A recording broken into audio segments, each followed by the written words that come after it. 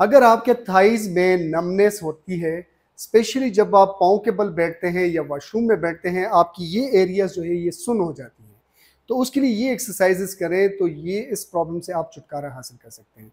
आपने करना क्या है, सबसे पहले उल्टा लेट जाना है और दोनों घुटनों को बेंड करना है, दोनों हाथों से पाँव को पकड़ के अपने बटक्स के साथ उसको टच करना है, हील्स को प्रेशर के साथ 10 सेकंड तक इस पोजीशन को होल्ड करना है, फिर रिलैक्स 10 मरतबा ये एक्सरसाइज करनी है आपने। फिर आप सीधे लेट जाएं। आपने उस मरीज को जिसको प्रॉब्लम है उसके घुटने को बेंड करके अपनी कोहनी के साथ यहाँ पर ये मसाज करना है, ठीक है, थाई के ऊपर और लेटरल थाई के ऊपर ये मसाज करना है। 10 मिनट्स 5 to 10 मिनट्स ये मसाज करना है।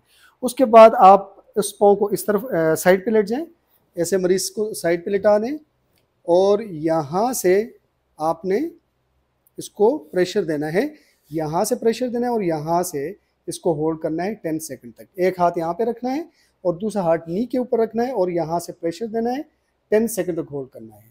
और मरीज खुद भी कर सकता है, यहाँ से सिर्फ जस्ट इसको प्रेशर देना है, 10 सेकंड तक इस पोजीशन को होल्ड करना है और 10 मरतबा ये टेक्निक करनी है।